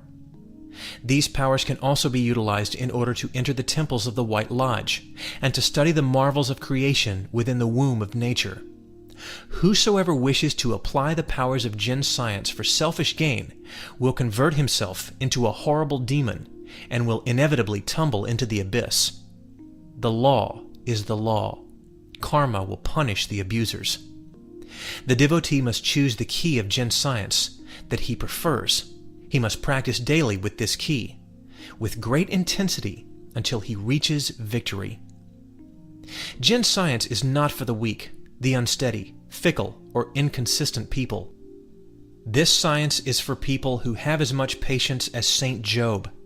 This science is for tenacious, courageous, alert, and strong people who are strong as steel. This science is not for skeptical people. Such people are useless for Jinn Science. This science is never to be exhibited, for the White Lodge forbids it. Jinn Science is not to be displayed or demonstrated as a spectacle of magic. This science is terribly divine and can be practiced in secret only. When I, the author of this book, wanted to publicly demonstrate Jinn Science, the Master Moria immediately intervened, saying, "We have been teaching and helping you for the past 10 years, and now you want to exhibit your powers? Why? Powers are very sacred. Powers must not be exhibited to the public." Since then, we have understood that Jinn Science is very secret. Many people would like to see demonstrations. We, the brethren of the temple, are not experimental animals of the laboratory. Truth is what one experiences in oneself. We cannot experiment with other people's bodies.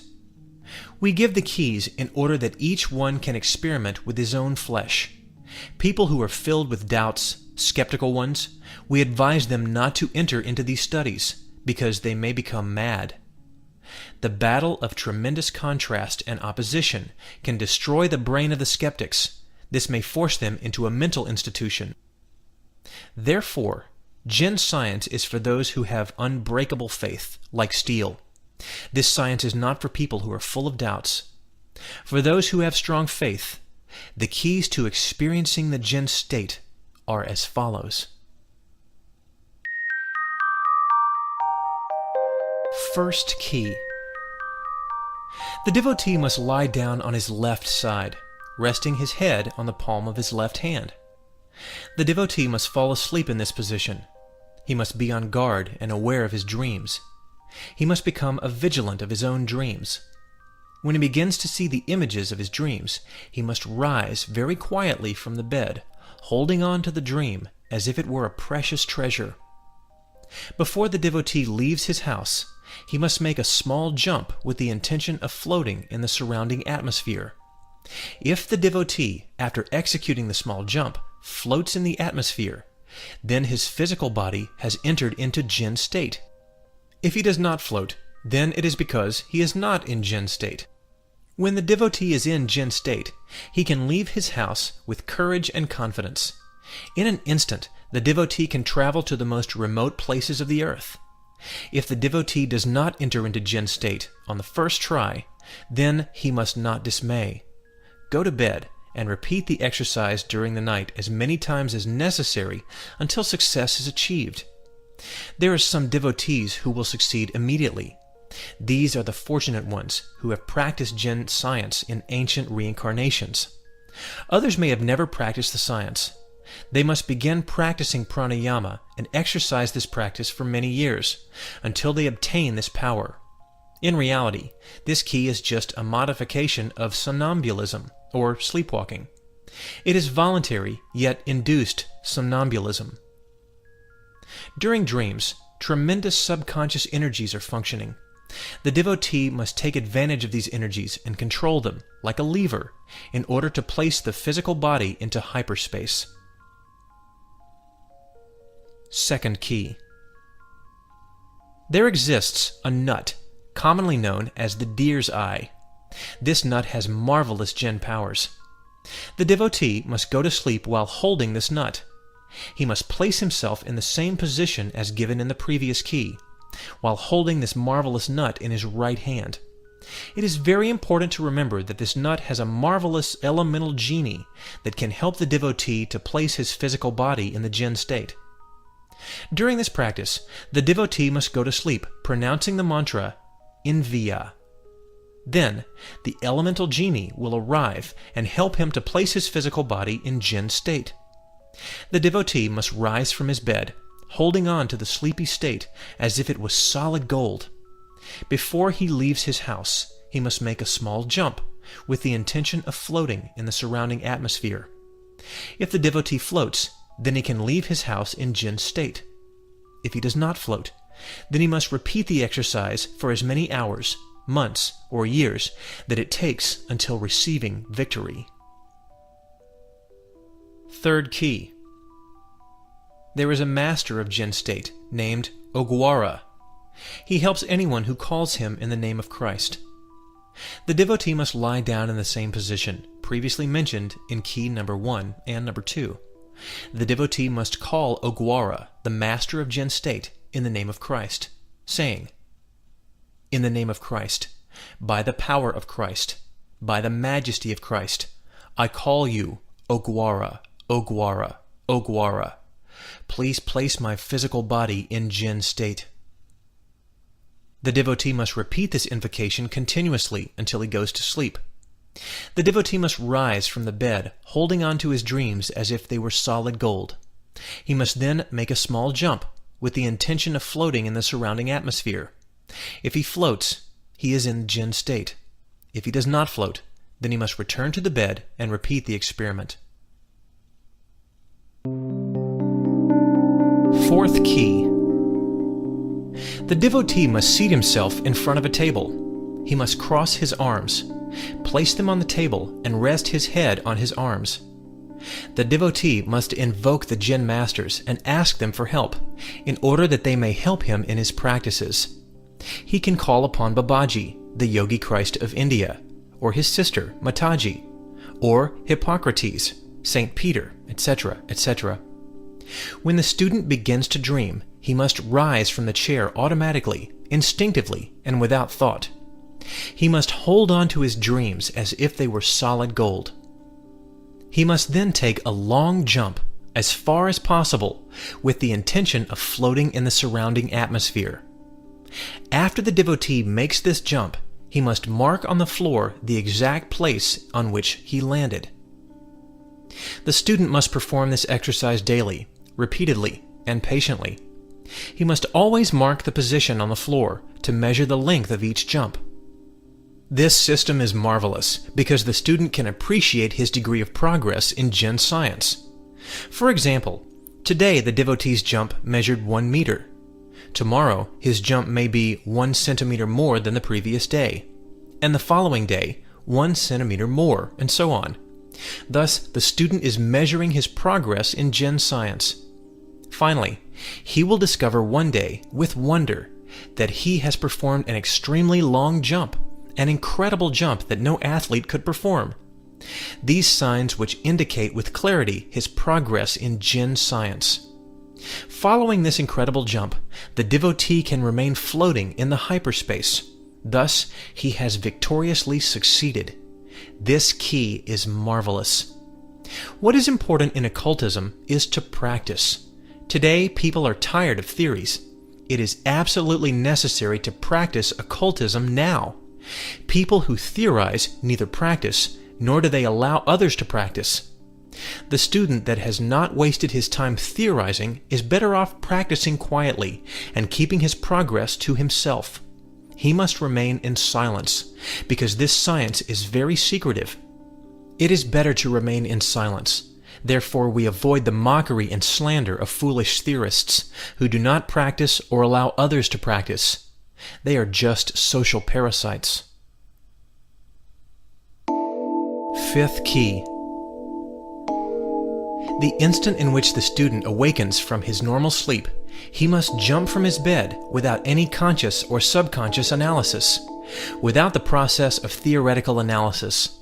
It must be done instinctively. In other words, he must be ecstatic, full of wisdom, and with very strong faith, like the steel of the sword that is well tempered and ready for battle. Upon leaving the house, the student must make a jump. If he floats in the surrounding atmosphere, then his physical body has entered Jinn state. At this point, the student can go wherever he wishes with his physical body in Jinn state. If he does not float in the surrounding atmosphere, then he must repeat the exercise. With patience, we can go very far in these studies. Sixth key. The Aztec Tiger Knights of ancient Mexico placed their physical bodies in Jinn state with the assistance of the elemental strength of the tiger.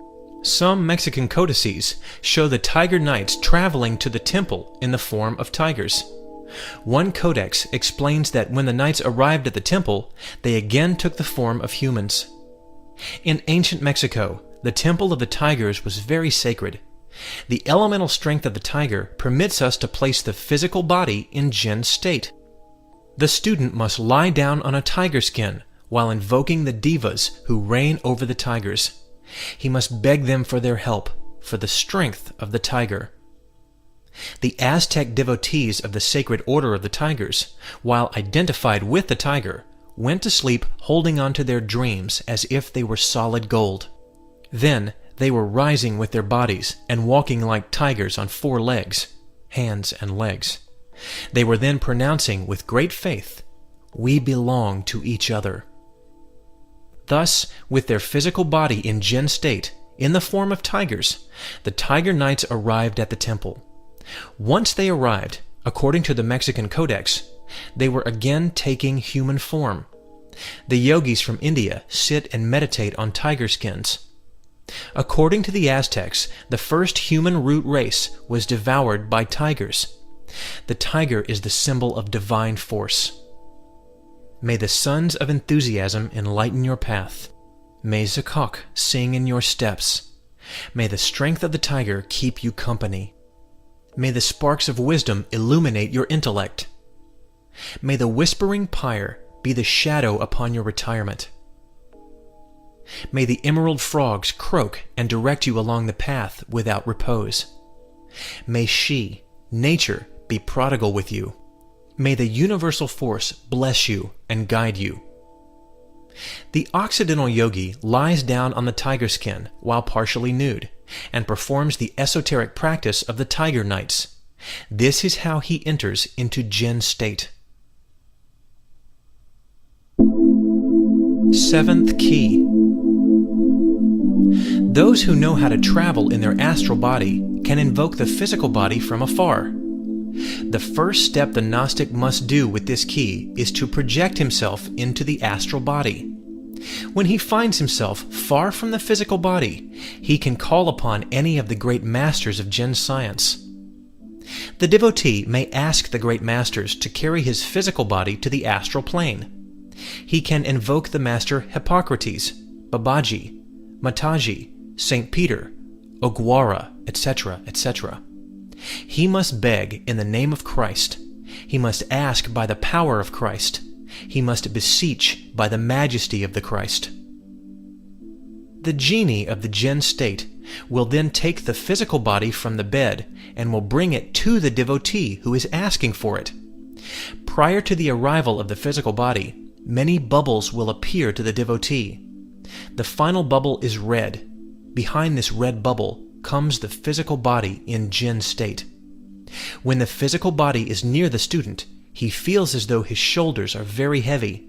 The emotion that the student experiences when the physical body is in front of him is tremendous.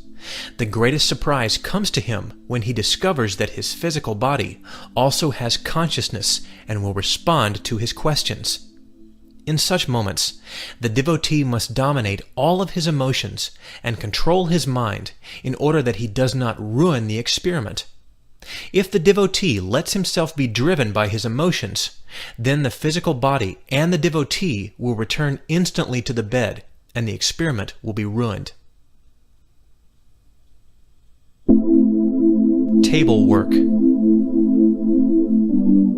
In occultism, table work is the instant in which the physical body is invoked from afar and must inevitably enter the sidereal body of the devotee.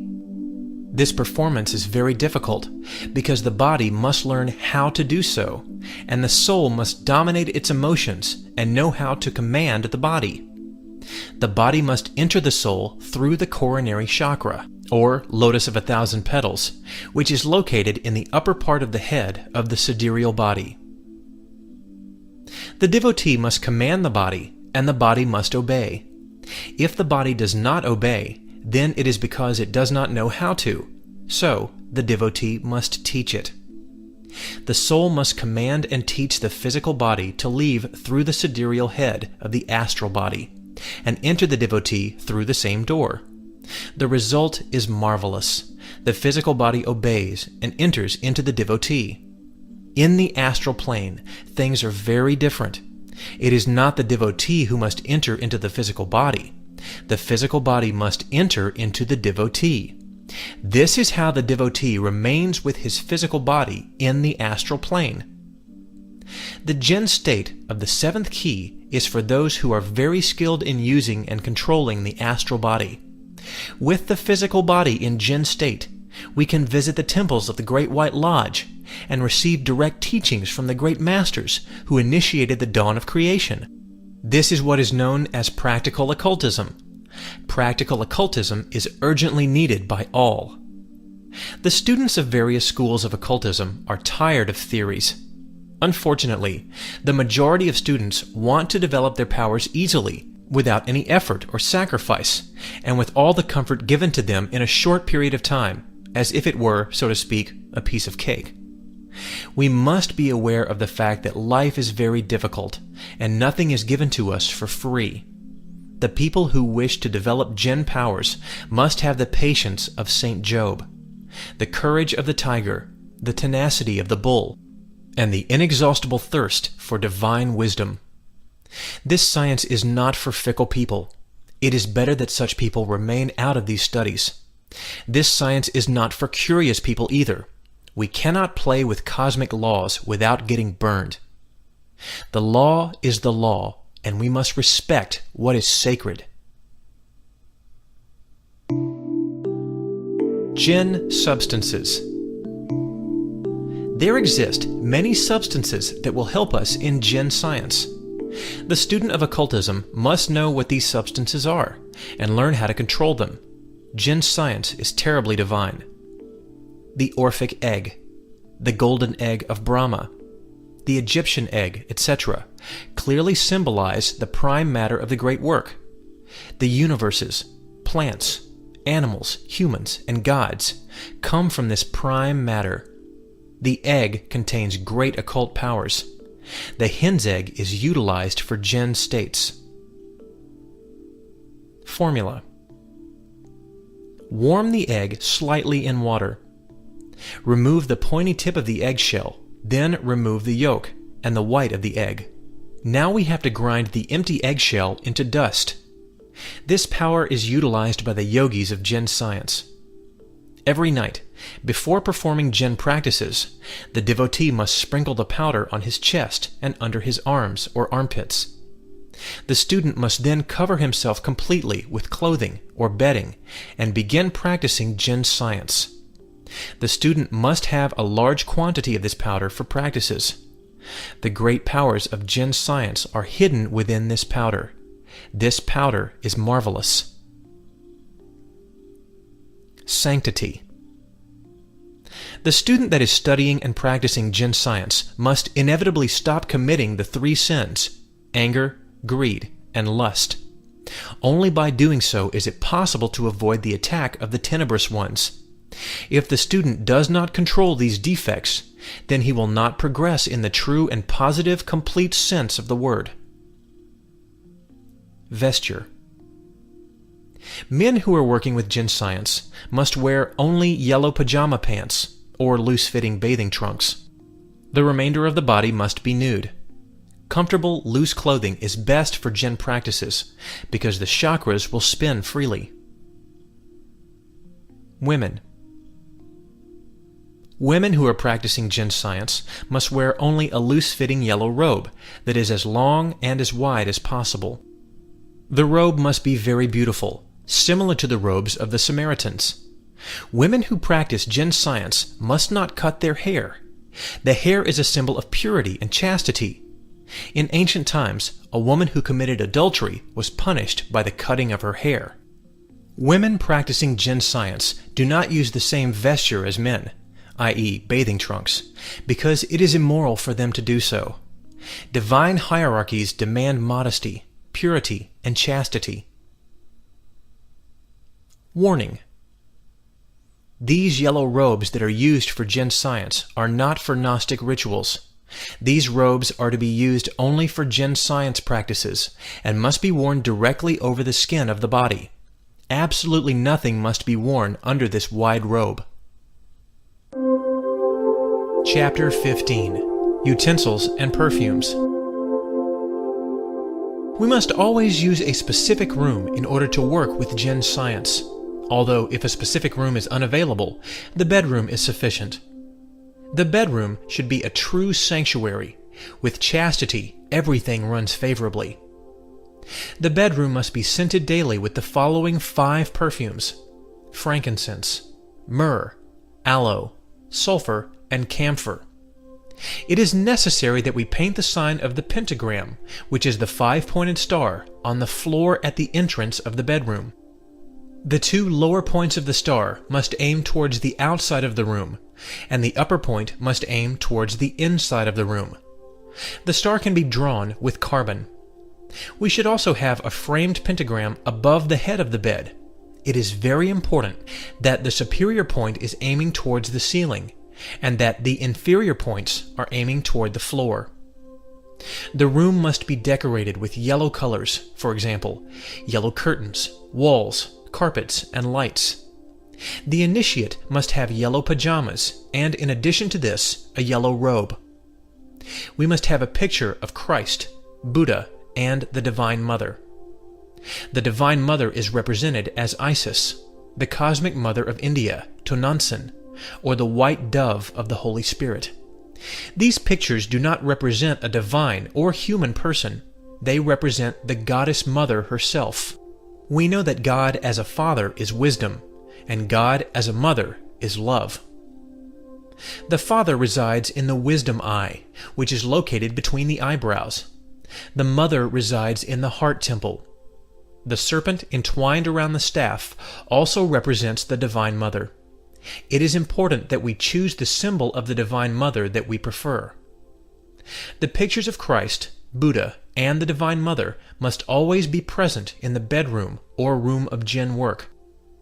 We must have an altar in the bedroom, and on this altar a fire must be burning at all times, whether it be a candle or an oil lamp. This is entirely up to the individual.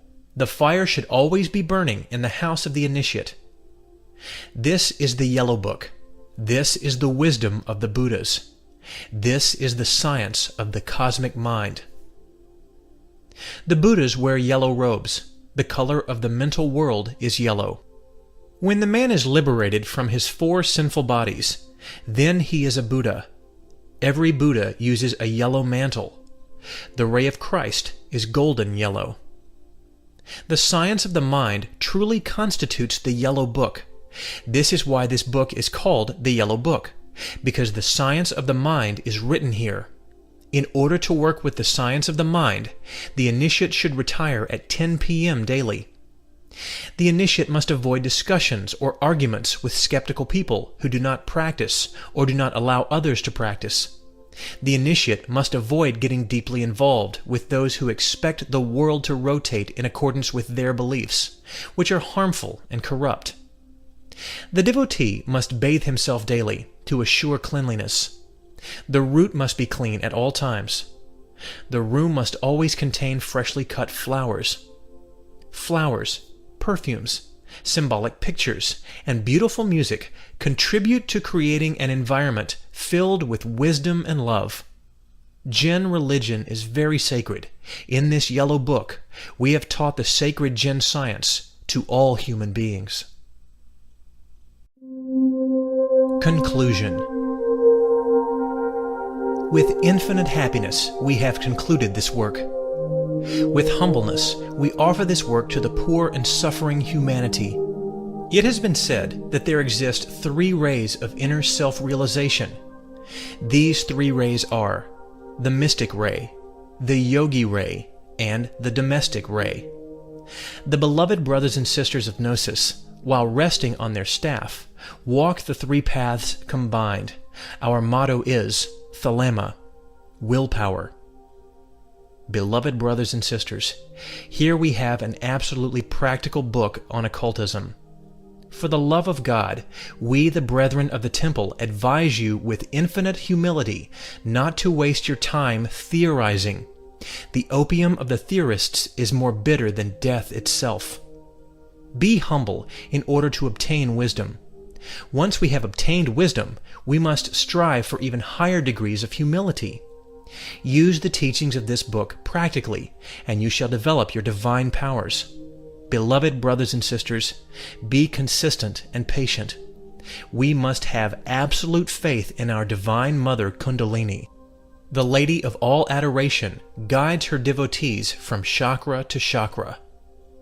When the igneous serpent of our magical powers awakens, the devotee passes 6 short, unforgettable experiences.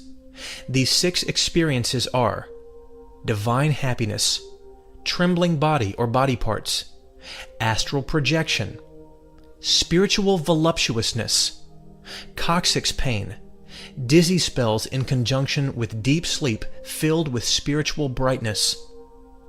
These 6 signs indicate to the disciple the awakening of Kundalini. This is how the gardener waters the delicate internal garden with the sublime nectar of life, until the delicious fruits of Eden appear. The Yellow Book is a guide for practical esotericism. Beloved disciples, we must understand that this is a text and a sure guide for the path of the initiation. Study this book and exercise these practices with intensity and supreme patience. Many occult powers appear with the awakening of the Kundalini. When this happens, we must be careful not to fall into pride. Once we have accumulated these powers, we must act as though we do not have them. We must recognize our own misery and sins. We must find shelter within the nothingness. We are the sinning shadow of that which has never sinned. We must develop our internal powers, but we must dissolve the I, the myself, the returning ego. By dissolving the I, we can obtain complete liberation. The ego is a terrible larva which is present within the various levels of the mind. When the ego is dissolved, the great Lord of the Light enters the soul and dwells within. We, the brethren of the temple, feel great bitterness when we see a great master who, in spite of having awakened the Kundalini, still has the living I, or ego, within the profound levels of the mind. Beloved brothers and sisters, this book will guide you to awaken your Kundalini and develop your occult powers. We must practice the exercises, but we must dissolve the ego. Again, we must recognize our own misery and sins. We must fast, pray, and walk with faith, patience, and charity along the difficult path that leads us to nirvana. Samael Onwayor.